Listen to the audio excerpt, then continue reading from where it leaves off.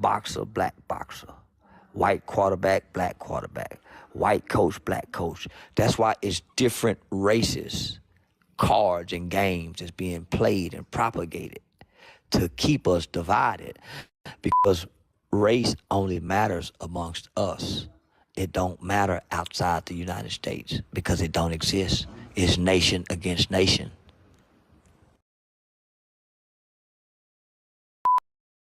Mr. White. So with it. Can you hear me? I can hear you perfect. Already, man. What's up with it, fam? What's going on, man? First and foremost, I just want to let you know we are honored to have you on this interview today. Man, I started watching you about 2 years ago. I was one of those people who were caught up, who were still lost, who were worried about things like, is he snitching and all that type of stuff that was irrelevant. And I just want to let you know all the game that you've given, I have applied 100% of all game that you've applied, and that's how we made it here. So I just wanted to thank you, and I appreciate what you do and how you put your life on the line for our people first. Thank you. Already, man. Appreciate that, man. All right. Nigga, this the new game, homie. The internet is the new block. It's the new trap. It's the new hustle. It's the new trade school. It's the new university. It's the homie. It's nigga. It's it. So, in the future, AI go knock out probably 70% of jobs that humans can do in reality world, except like changing alternators, rebuilding transmissions. So people are naturally gonna be economically slaves, not necessarily where they're gonna be whipped on the back. They're gonna be slaves who can go home. They're gonna be slaves who don't have to live on the plantation. They can go home. But by such and such time in the morning, you better have your back here on this plantation working. You're gonna work for half the day. You're gonna work for half the day. You're not gonna be able to take off to go to your kids' luncheons. You won't be able to go off to go to your kids' award ceremonies. You won't be able to take off to take your kids to the doctor. If you get sick, you won't be able to get a lot of sick days, or you're not gonna be able. So it's coming to that. So if you break it down, if you look throughout America in blue collar jobs, the manufacturer sector of the job world, most warehouse jobs are working 12-hour shifts. Truck drivers are driving 16 to 18 hours sometime. So most people are working half the day. You sleeping 4 to 6 hours. That's a slave life. But we don't see it as that, right? So at work, we're slaves. When you log on to social media, you turn into a digital slave because you're on here and everybody is making money off of your labor, your intellectual property, your time, your energy, your pictures, and your posts, and you don't get nothing in return. So most people are digital slaves when they log on to here because they don't know how to tap into the monetization. And this is a multi-trillion-dollar industry just by you logging on, all the advertising, all the commercials you watch. So why not tap into each social media platform that you own and figure out how to get paid off of it? Facts. That's 100. So the first question that we have for you today is, we watch your channel on YouTube that's called Game Related Podcast. We noticed when you were doing one of your interviews, you spoke about the United Nations. If you were on the podium today speaking on behalf of Black people, what would you say to the United Nations? That Black people need to be identified as a nation and not a race. Because we could never get what's due to us because of our classification and how we're identified. We're not a race of people. We are a nation of people who was brought to a land and trapped in bondage and oppression, right? The United Nations says that this country owes us reparations, just like every other nation of people have got reparation. We are the only people on earth who haven't been reparated. So with that being said, there's an open seat. There's an open seat at the United Nations for us. We don't have nobody to speak for us at the United Nations. So that's the first and foremost. I would claim us as a nation. Our name is nigga. Our name is nigger. Our religion is niggerism. We have a flag. So we first have to re-identify and reclassify ourselves to the world. We are not black Americans. Black is a color. White people don't identify as really white. They go whatever German, Irish descent that they have is what they identify with, their bloodline. But we don't have a bloodline because our bloodline was mixed up by way of inbreeding, slave breeding. This baby sold that way, the mother sold that way, the father sold that way. So we don't know our bloodline. Well, Mr. Charles, do you know what steps it take to get to the UN? Somebody to buy a ticket and fight and talk. Stop trying to go to DC. Stop trying to meet with our congressmen. So that take these passport brothers, homie, who done went and done things across the country, across the world. But if we all made a cry, we all made a plea.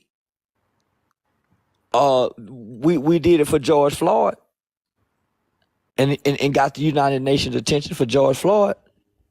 Got the entire world's attention. Come on now. Yeah, so we don't have the time or the luxury to do it, but we can create a student council. There's a student council member in middle school that's running for student council. There's a young lady that's gonna graduate from the next high school graduating class. She's gonna graduate the top of the class, cum laude. There's a young dynamic, young black dude that made it out the hood that's just now for the pass the bar exam, and he's gonna become a lawyer. Instead of him going to become a public defender, we supposed to be grabbing him and grooming him to go to the United Nations for, because he understands law and no law. The person who go to the United Nations have to understand law and no law. That's what Johnny Cochran died trying to do, homie. He was the one that was going to the United Nations, but he died on us. Right, Mr. Charles. All right, the next question I have: what do you feel like the state of black youth is today, and where their minds are today? There's no hope. There's no hope. The state where they at is they're at destruction.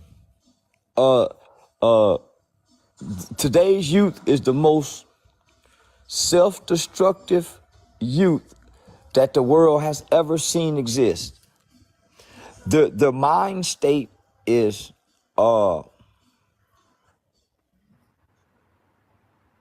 it's natural to rebel as children, as young people. It's natural to have some form of resentment toward authorities and adults during your adolescent stage. But this group of children in this era, they're not getting to make it out their adolescent stage because they're hateful children. I'm a fan just like you is a Tupac, Mr. Charleston, right? I'm a fan. I came up in the 80s just like you have. I'm a fan of Pac. When I listen to Pac, it's like he's talking about this generation of kids. He was. Got out of that when I listened to him. He was. About this generation of kids. He wasn't talking about us. What I see now, Mr. Charles, that I don't see any black pride, and that's scary. Well, pride. You can't have black pride if you ain't got black love. You can't have black love if you don't have self-love. You can't have self-love if you ain't get mother love, father love, grandma. You got to get some love, some form of affection. But in our race, I'm looking at our race, and I go state to state just like you. And I see our race is the state they in, the kids, the state of mind these kids are in, man. I don't think we'll make it to 2050. My generation and your generation, it's something wrong with this generation of humans because they're scared. It's like the Willie Lynch syndrome is sitting in them. It's like they're scared of the youth. And I'm one of the ones who ain't scared of the youth. Me and you almost the same person, but in different Uh, bodies. We got different situations. that's cause we don't live in the home with them. The people in the home scared of them. That's why everybody else scared of them. And I witnessed that, and I see as I go, Mr. Charleston, I'm like, I'm looking at the homes, and I'm looking at the parenting. I'm like, ain't no discipline in these homes. And then when I come out in society, being that I'm an 80s baby, you know what I'm saying? I came up under love and all that, and giving back and giving that and respect, yes sir, no sir. When you see an adult talking, you don't talk. You don't talk back to an adult. You let the adult handle the situation. What I'm seeing self-description like you see, and I listen to these Tupac songs as regular. I'm seeing the self-description. I don't see no growth in it. And the parents ain't trying to see it. It's like everybody's caught up in this social media life. And it's just our people. Because I go around to different states. It's the Mexicans working, their kids working. I have all my friends are from international from overseas and all that. All of them are working people, working families. I got Mexican friends, Jamaican friends, Haitian friends, and all their families together. And I only see this happening to the Black Americans. That's the only people I see this happening to. So what I'm saying is, I see it's like that M Ultra, it's like it just pinned it on us. I ain't trying to say it's a race thing, but what I'm saying is it's something wrong with us as a whole people. Uh, Something's going on. The music is it's affecting And, all it, the and, households. this music is not affecting these other kids. I'm going to these households where these other uh, kids and other races are. Their kids are not acting like our kids. I think this problem came from when we was young. I heard kids used to say this, man, when I grow up, I'm not gonna raise my kids like that. But then I used to go to church and they used to always say, spare the rod, spare the kid. And now I get it.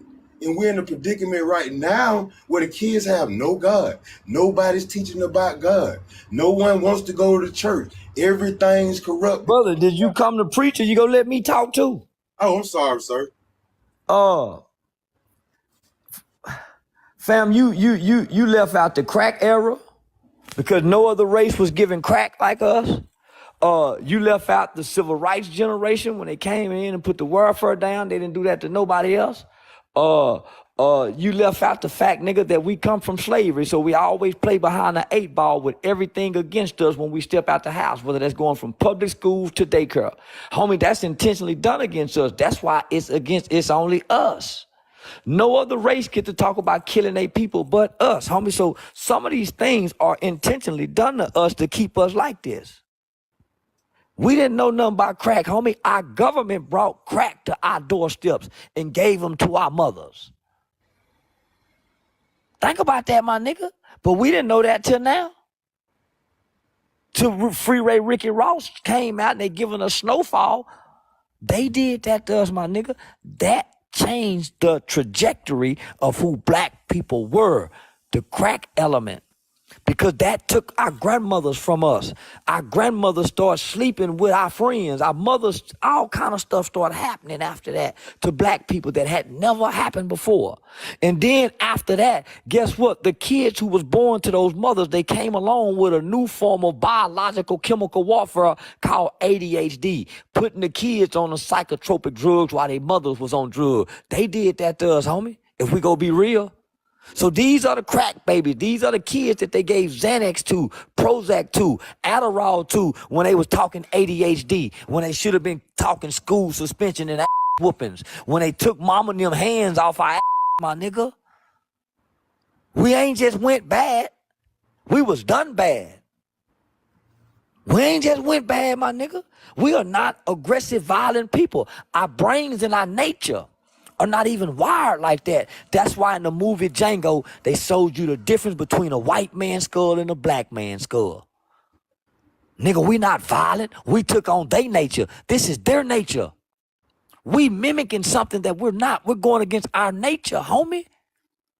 They are programming us. That's why it's a such thing as radio programming, television programming, and news programming. We are being programmed, my nigga. We're not being raised. They want to allow our single mothers to raise us because she got to work. They won't allow the daddy to come back in the home because it's too beneficial for baby mama to keep him out. Those are barriers and that's placed in the way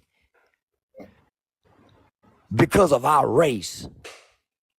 Only because of our race. So, since we know this in this information age, we got to stop looking at us and start looking at the babies and come with a strategic plan to go indoctrinate third graders, just like the gay community target kids, just like the prison system target kids. We got to start marketing and intentionally targeting third grade children, not teenagers, third graders, first graders, second graders, and indoctrinate them into what we want them to believe, just like the school system do. You fight fire with fire. Yes, sir. The next question we got for you, Mr. Charleston, is what's next? I see everyone's constantly, their mind is stuck on Joe Biden and Donald Trump. But what's next for America after Joe Biden and Donald Trump? War in America. It's inevitable that at some point in our lifetime that bombs will be dropped in America, just like every other country have had war in their country. Just like what we're seeing in Ukraine and Russia, it will be here. But the only difference is the people to do us like that is already here and planted. They've been here since the 80s. Every country America has been invaded a long time ago. The world know you can't beat America from attacking them from the outside, coming attacking them. You can't beat them. So they've been sending people over here to learn us. America has 99 different tongues in it. They brought their cultures. They brought their people. They got sleeper cells here. They got sleeper cells here. That's been waiting, and they've been living amongst us. They have assimilated. They know our culture. They know our highways. That's what's coming. Because we have weakened. We're no longer a superpower. We are a weakened superpower because we have been at war for over 200 years. United States of America have. We are weak. So only thing we got left to do is to push a nuke and destroy the world, and start a nuclear world war. That's our only major defense. But we was attacked with the coronavirus. That's what people fail to realize. The coronavirus was World War III. The next is World War IV. That weakened our military, that weakened our government, that brought men. The first thing that happened when we realized what the pandemic was we shut our country down and we started passing war defense acts. If you do your research. So that's what's to come, homie. America is crumbling, is tumbling, and we're going against one another. That's where we losing it, because America is no longer united. Democrat hate Republican. Republican hate Democrat. Gay hate straight. Straight hate gay. It's too much hate in America for America to win any more wars. Great answer. Our next question is, why do you think there are more black female artists being pushed right now than black male artists? Because gangsterism is have expired. Is gayism and hoism. So there's a new spirit along in the pop and entertainment culture. There's a Jezebel spirit. Nigga, hoe sell now. Gangster don't really sell no more. Gay gangster that's gayism. Gay gangster that's gayism. Young Thug introduced the gay gangsterism. Nigga wear a dress, wear this, shoot you, kill you, do what you want. He introduced that by 8 to 10 years ago. So now it's sprouted. It's a seed. The seed done grew. So who more? That's a hell of a combination, homie. So that's why you see Saucy Santana running with the city girls, talking gangster as a gay dude to a straight man, and other straight men in the industry going to go get bisexual men to get a fight together. You see this is going on? Gangsterism and gayism, homie, is now in bed with hoism. So what that breeds, homie, nothing but lust among kids. Orgy, sodomy, yeah, no, nigga, that real freaky shit that make God return. That real freaky shit that make God return, homie. So that's what we seeing. The end. Yeah. We seeing the end of mankind, nigga. That's what we seeing. Shit. Come see. All right, my next question. It's been 27 years since Tupac died. Why do you think they're coming after Keefy D now, 27 years later? Oh.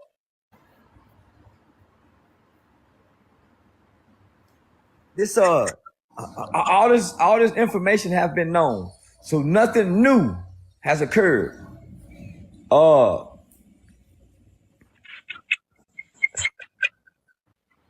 I think they playing on us. I think they playing on us, homie. This man been saying the same things, and they've been having this. The same detectives been doing documentaries, repeating the same things. So, I think it's bigger than what we're seeing, and I think they using this as a distraction for whatever reason. Yeah. I think we being distracted, homie, with the Tupac shit. And I'm saying, so what? His mama dead. So what? They feel, man, on me, it shouldn't mean nothing to us at this point. His mama gone. And they already been knowing who did it, my nigga. Homie, it ain't nothing they can't solve. It ain't nothing that they can't solve, my nigga. So they already been knowing who did this. 27 years later now, it's just some white people now. Nigga, they finna retire with a big name. They get to go out and retire, tell the Tupac story. The detectives who've been working on the case, they get to close the case. They go end up being promoted to a lieutenant and a captain and a one-day chief of Las Vegas Police Department because their name is going to be attached to the Tupac murder. They're going to get to come out and tell a whole nother movie after the murder trial is over with. So it's for to make careers and generate revenue for the entertainment industry and the Hollywood powers to be. I was thinking it was going to generate them some new income, some new movies, some new documentaries, some new hip-hop movies to make. This ain't got nothing to do with justice and solving no murder because they already knew. And they know who killed Biggie.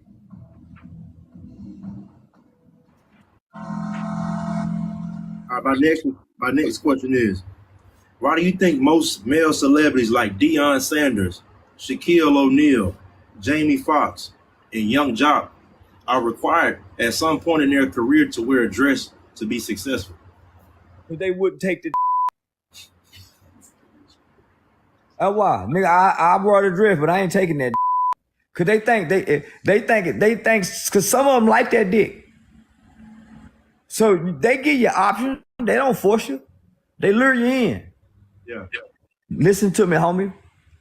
They give you options. They don't force you. They lure you in. Or they put you in situations. They take you through media training, as they would say. And in the process of media training, your gay publicist or your female publicist is gonna have a gay hairstylist. And all of y'all are gonna be staying in the same multi-million-dollar house during media training. But they're gonna keep you and the gay dude close to each other where y'all can share bathroom just in case you like gay dudes, and they can they gonna put you in situations. So when you see these niggas in dresses and they seem like strong, straight men, they got women's, that's because they don't like they didn't want to take the this was their option. Because they don't force you, homie. They don't force you. That's why when you enter into their world, it's not by force. They don't force nobody into that world because you ain't gonna keep their secrets. If you're forced in, they give you options. Which door you want to go through? And them niggas pick their door. You gotta pick your dough. You gotta pick your door. When you want to go through, when you want to get to the light, you gotta pick a door to go through. No. My next question is, and this is a very important question I think needs to be addressed in the black community.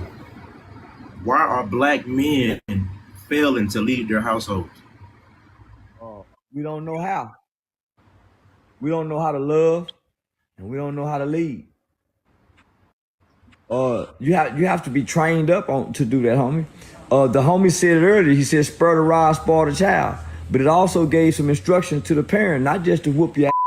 Nigga, it says train up a child in the way. Training, not raise. There's a difference between raising and training. We was raised. We wasn't trained.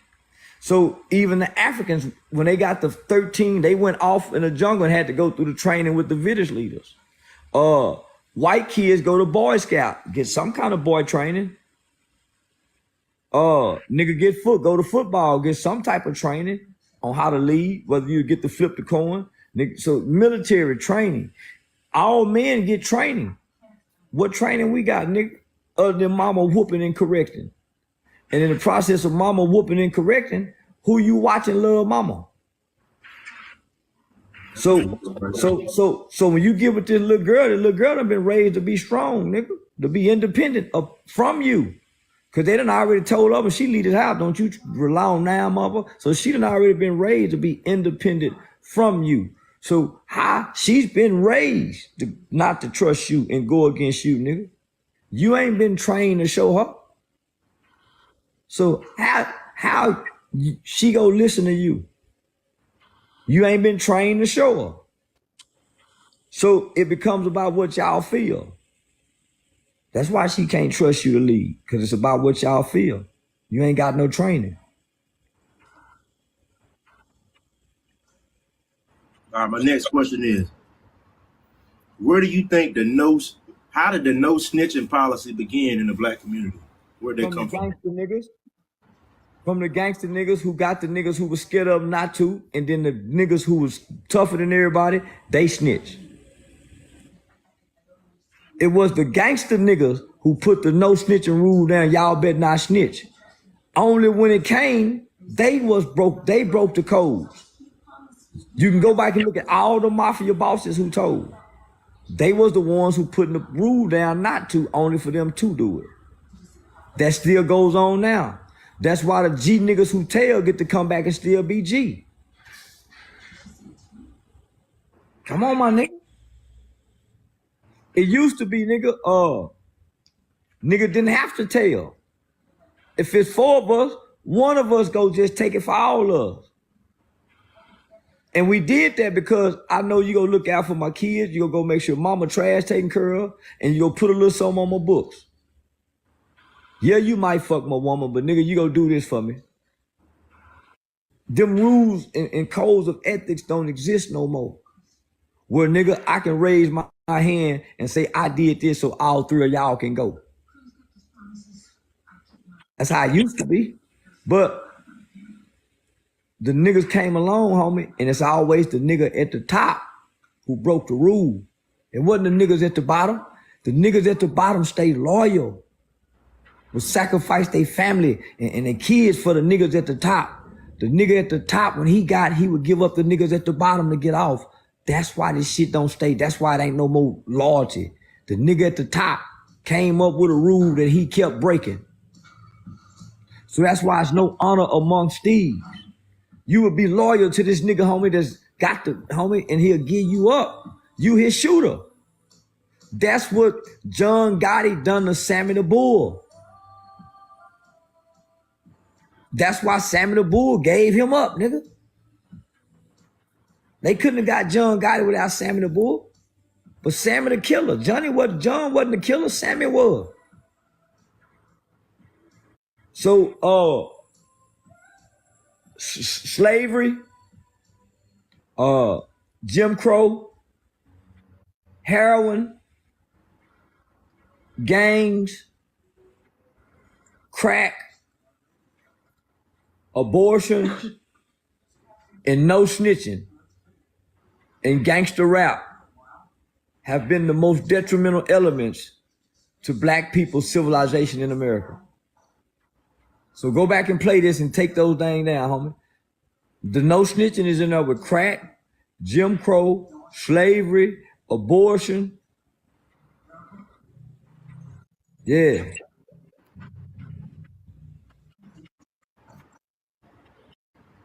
All right, my next question.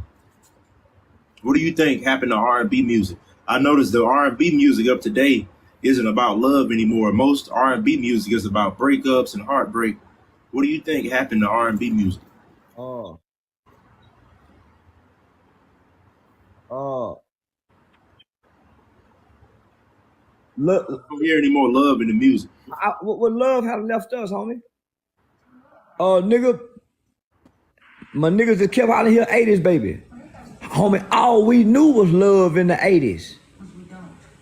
It wasn't until the 90s when crack came, when love became kind of unidentifiable.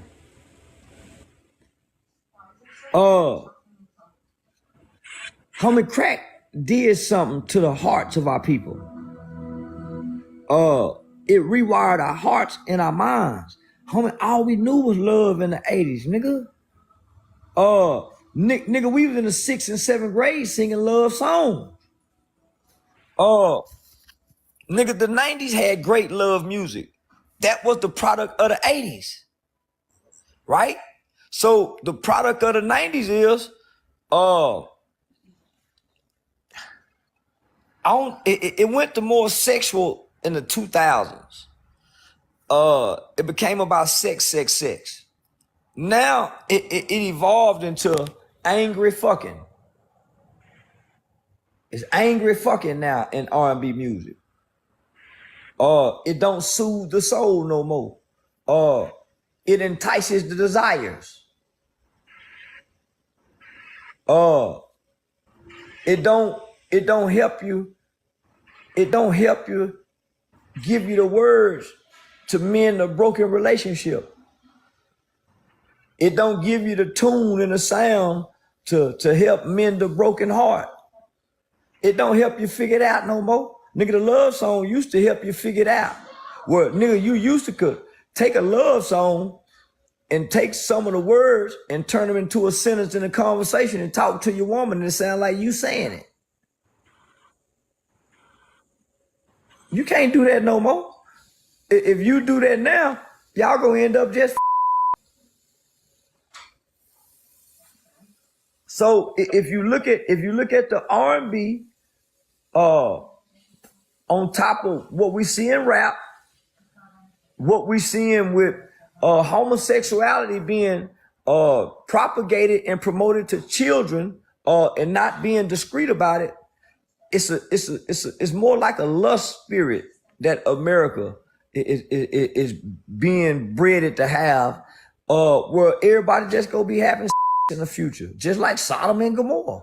And what's that's gonna end up happening? The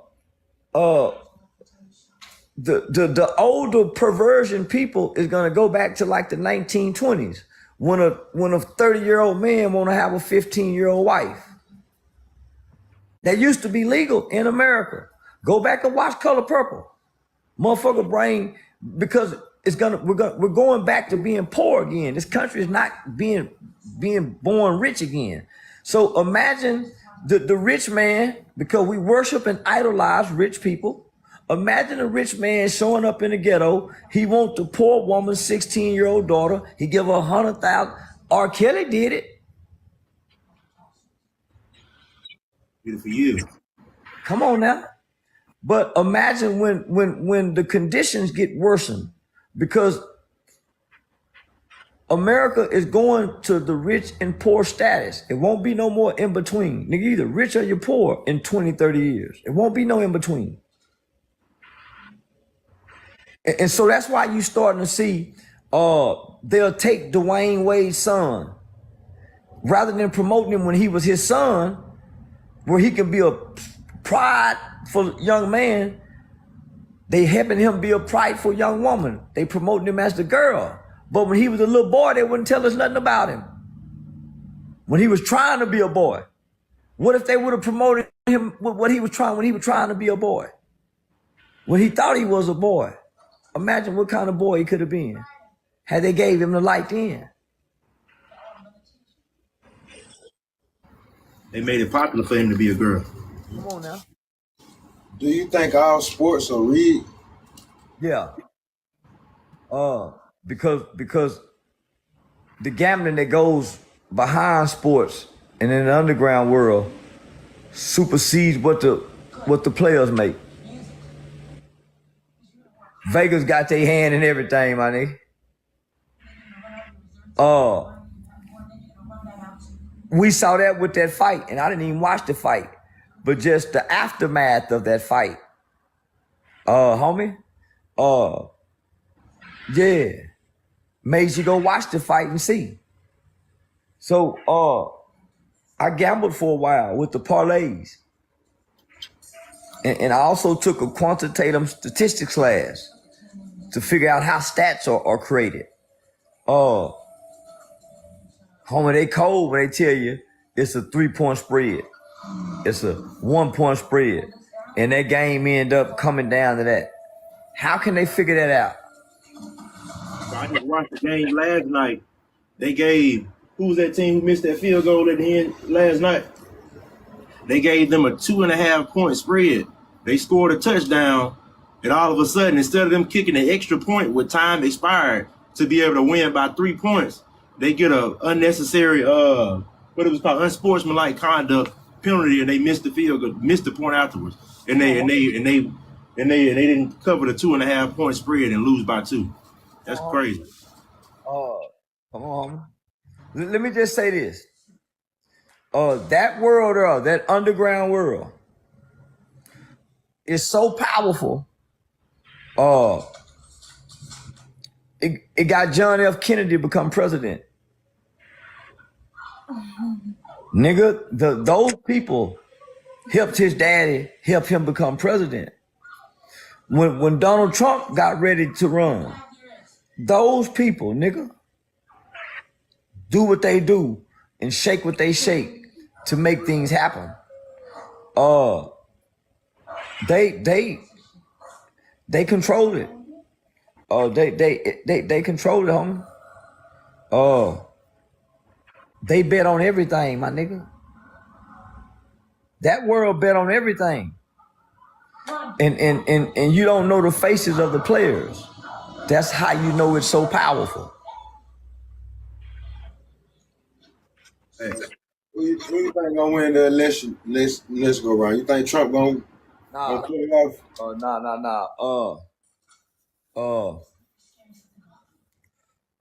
I would like for Condoleezza Rice to run.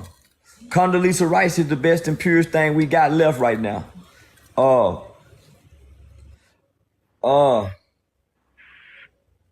I think they gonna give us Biden again. Because Biden is a puppet. Biden is a puppet for the Ukrainians. They've been doing business over there for a long time, homie.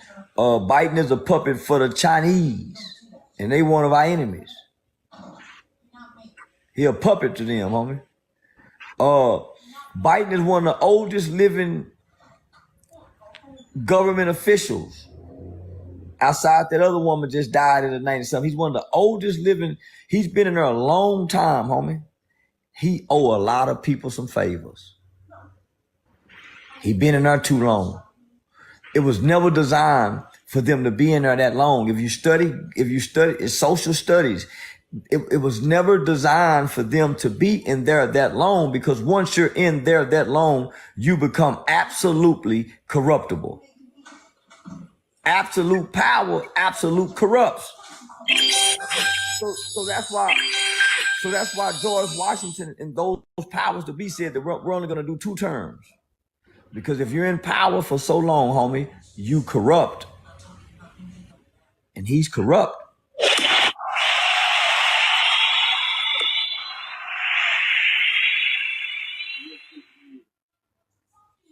Why do you think they're coming so hard after Donald Trump? I see they've never came this hard for an American president before to try to arrest him. Why do you think they're coming so hard after Donald Trump? More government officials was identified, arrested and charged for child trafficking under his presidency. He's a businessman. He's the first businessman to sit at the president White House and run America like a corporation as it should have been instead of trying to run it as a country. When you run it as a country, you see what's happening. America became a corporation in the 60s, I believe. Probably earlier than that. But this is a corporation. That's why you never hear them speak about the American citizen. You don't even hear that term anymore. The American citizen. You don't hear people say citizens' rights. Because once we became a corporation, this is not about racism. This is not about socialism. This is not about classism. This is driven by capitalism. This is a capitalist country now. So your rights don't mean too much, but you do have some rights. And what are those rights? Your consumer rights. You are no longer a American citizen. You are an American consumer once they pass the Consumer Reporting Crediting Act. That's why you hear the media refer to us as the American consumer. Well, we're identified as consumers now, homie, because this is a capitalist country. Capitalism. We stuck on socialism and racism. Socialism is a motherfucker getting your food stamp, welfare, stimulus checks.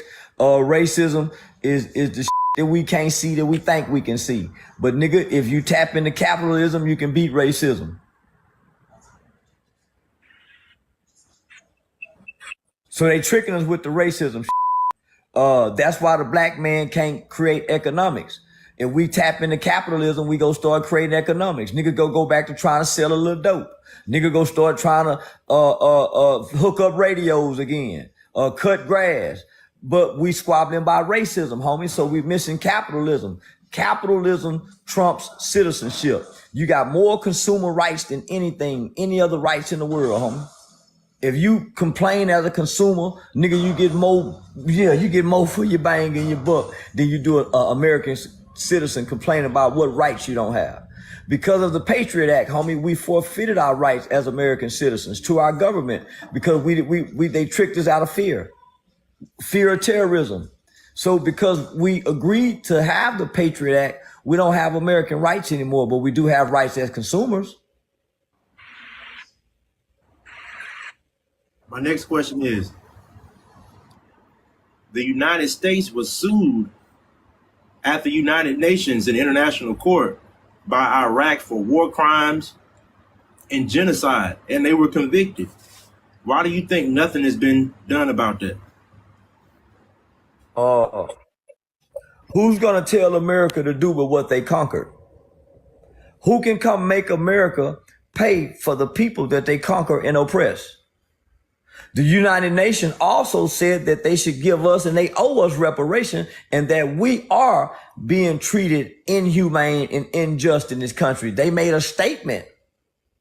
But who go tell America what to do with they niggas and they saying niggas? We're a conquered people. What do you think they're gonna? Now go ahead, fam. I said, what do you think they're gonna do about the border? What you think about the border? The border is a play. The border crisis and the border issues is top 5 threat to black Americans. Not securing those borders, homie, is probably that's a grave threat to us. Because they don't come as allies to us. They come with their culture and their people, and that's it. Our only ally left, homie, is the white American that grew up here, went to school with us, like basketball, like LeBron James, like Steph Curry, like a little rap music, not necessarily gotta like black girls, not necessarily want you their sister, but that's our greatest ally, homie. It ain't them foreigners. It ain't them Mexicans. It ain't them Chinese. It's the white man who love his country. That's what I said. That patriotic white boy. That patriotic white boy, that's our ally when this shit go to getting crazy. This is our land too. He brought us here. We best friends. The white man and the black man is best friend. That's why they don't get along. That's why they always getting into it. That's why they act like they hate one another, but they really best friends. Like two brothers. Go back and watch Archie Bunker, nigga, and George Jefferson. George Jefferson, nah, homie, that's the white man and the black man. They really, and that's the product of what Obama was. Obama was raised by his white racist granddaddy who had a black friend, and he sat and listened to them talk. That's how Obama learned to be who he was.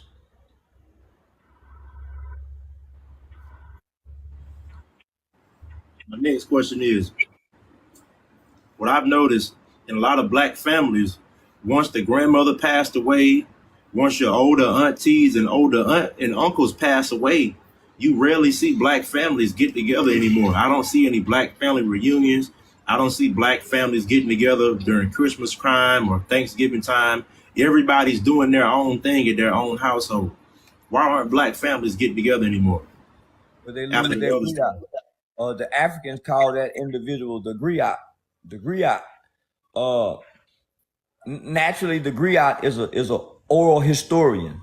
So Africans were oral historians. To remember everything, homie, you got to have a great mind, even when you're old. And to be able to remember different recipes, different ways, remedies, different ways to do things. So to remember all this so you can teach this, right? The reason why it dies because nobody is in the kitchen cooking when grandmama cooking during the family gathering. We show up when the food done. Nobody's in the kitchen getting the recipes.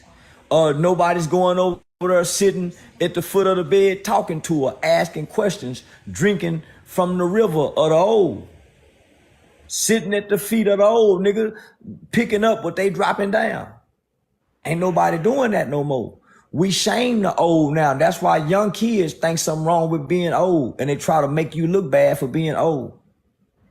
Because we never learn to get from the old. So when grandmama gone, homie, our whole family gone, cause we don't know nothing no more. We don't know who her mama was, who her daddy was. We don't know nothing about the family no more. So guess what? We lost in the wilderness when they gone. A family divided. So now we don't eat together no more. And now our children grow up in a world alone by themselves, and they once had a family, and they don't have no family no more because they lost connection by way of their parents. The grown-ups get selfish, homie, and realize that one day I'm gonna be gone, man, and these kids gonna need each other as family so they don't feel alone in this world, homie. But because we fucked up, we drag our kids over here in the corner. When we leave this earth, they by themselves. They don't know their cousins. They don't know nothing inside their family to connect. They just vulnerable out here. Same thing we was just saying. It's like we got family members who haven't even met their cousins. We got family members who are 10 and 11 years old who are cooped up in the house who haven't even gotten an opportunity to meet any of their family members. It's like families aren't how they used to be back in the day. You know how in white families, if you got a meth addict nephew, the family still supports them. They're gonna take him to rehab. But if it feels like if you have flaws in the black community, your family cuts you off. Why do you feel that? But they'll have these on and off relationship with their friends. They'll be more forgiving to their friends than they would their family. That comes from bitterness. That comes from bitterness, homie. That's the unhealed childhood trauma. When all the family is so quick to dislike and hate and not talk to one another. That's the bitterness in the family that's getting passed down to the kids. Cause the kids want to know their cousin over there. The kids want to play with their cousin, but they can't go play cause mama and daddy don't like each other. So that's the curse that you put on the kids. The white man don't do that. The white man don't divide the family. So when we get grown, like right now, at some point, nigga, somebody in the family got to say, man, I'm gonna be the one to do this. We're gonna start having Sunday dinner, such and such, such and such. At least once a month, we're gonna have dinner over here. Somebody got to start making that sacrifice. I watched my mama put the family back together doing that. And right now today, nigga, every Sunday we got to be at mama house, nigga. Grandmama go be over there. And the ones that don't like each other don't speak to each other. But them kids go in their backyard and play, get on the trampoline and all that together. They don't know this is going on with the grown. They miss their cousin. Like, these kids don't even get to meet their cousins because of beef that the cousins and the aunties and the mama that had from 10, 20, 30 years ago. What you got next, man? Well, Yeah, I can't. Where this podcast go be at, my nigga? I like this podcast. Y'all got some straight up legitimate questions too, man. I like this. Yeah, for sure. For say we've been taking notes. I'm telling you, everything that you say, we're not some of those people who just listening. I'm applying everything. I have a Schedule C nonprofit. I started my channel. Everything, every step, all the game that you gave, I'm the one of those people. I'm game related. I applied everything. My TikTok channel is monetized. I got products. I'm selling on TikTok. Soaps, shea butters. You got a nonprofit organization? Yes, sir. It's called Young for Youth. Yes, sir. I have my own nonprofit organization. I'm reaching out to the young youth in any way possible that we can help. I'm trying to get them from ages from 5 to 15. Perfect number. Perfect number. Nigga, that's a perfect number. From 5 to 15. Another thing I wanted to ask you. I was listening to the radio a couple of weeks ago, and there was a study that came. I don't know if it was from the National Child Society, but they had a study that said children who are introduced to a tablet or an iPad before the ages of 3 years old have learning deficiencies. How do you feel about that? But because it dumbs down the brain. It reduces your ability to critically think. So when you give a kid that shit, homie, the kid is soaking up. But because the phone does so much, the kid don't get to soak nothing. We had Legos to tap into that side of our brain. We had crossword puzzles to develop that part of our brain. They don't have that. They're just watching videos, cartoons, another kid. So nothing's developing and igniting the brain. So, man, it's like the little be retarded. Yeah. Be like I don't say it like that, man. Yeah, because for one, homie, the engagement of humans is the critical part of brain development. Homie, being able to play with other kids, going outside, getting nature. When you get that motherfucker that phone at 1 year old, homie, nature don't exist to him no more. Going outside is not thrilling and appealing. And it's almost like it's a drug. They become addicted to the thrills that phone create. So what that phone does is all it does is taps into the dopamine side of the brain. It's like having like this little dopamine that just kicks off like, so man, they be retarded. Yeah, I can see it. I've been working with kids for too long. So part of one of my examples that I talk about is soon as a child begins to understand life, right from wrong, stop that, don't do that, and starts getting on the parents' nerves, the phone becomes the new pacifier. When that motherfucker cries somewhere, they get that motherfucker the phone, he quit crying. He cry for man, listen, the baby be eating looking at the phone. The baby be getting bathed and eating at the phone. Baby be getting breastfed looking at the phone. You know, when I was little, when I was like in the 80s, when I was little, my grandma raising up. When she know we were comprehending, she'll make up hit something in the track and she'll be like, take that to the track can. What? You can do that, you can comprehend the sheep, and it's over with from now. You finna get sprung. Yeah. If you can say boo boo, pee pee, you can learn how to go pee. That's right. If you come tell me that you in this pamper, you got good, this is your you learning. You can be directed and instructed now. But you handicap them when you continue to let them pee. Yeah. That's where Kotlin come in at. Oh, that's why it's important to give them Legos or crossword puzzles, shit that they got to figure out. It's important to tell them, go in there and find it. Mama, I can't find it. Tell them where it's at and let them find it. You don't go get it. Let them get frustrated trying to find it. That's what I do with my son. My My son just grandma turned used to 5 do months. us like that. Yep. Yeah, let them get frustrated trying to find it. Then after a while, you come, let me show you where it's at. This is where then you walk them through the instructions. After you see they just can't find it, but make them exhaust their brain at first. Exactly. That frustration is going to make them try to come up with different mechanisms and different ways to try to figure it out. Versus you just crippling them and doing it for them. Yeah. What do you think about when they say lightning hit Hawaii? Did you think that was lightning? No.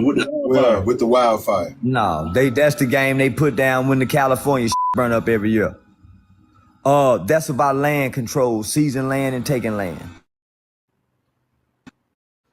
I know I haven't seen not one interview from a resident who was in Hawaii. I haven't seen not one interview or anything from any president who displaced.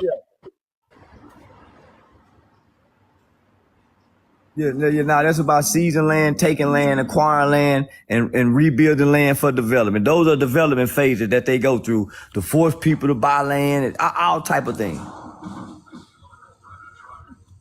Can y'all hear me? Yeah, I hear you perfect. Yeah, we need. But now, homie, everything that the media shows us now should be questioned severely and entirely.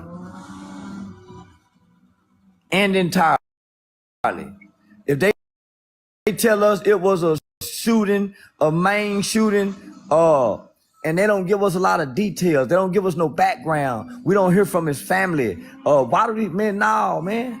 Then the shooter in Maine, he didn't even get found. They said they found him dead. Come on, homie. There are sleeper cells in this country.